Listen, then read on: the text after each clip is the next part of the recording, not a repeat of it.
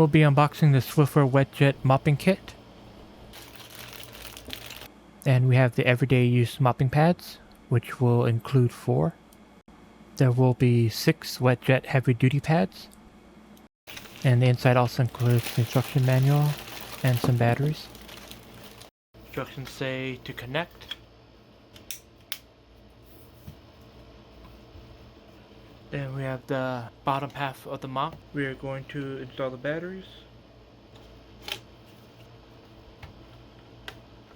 Negative goes on the bottom.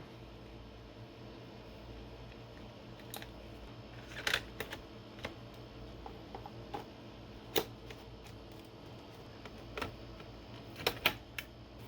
can choose whatever cleaning pad you wish to slap on.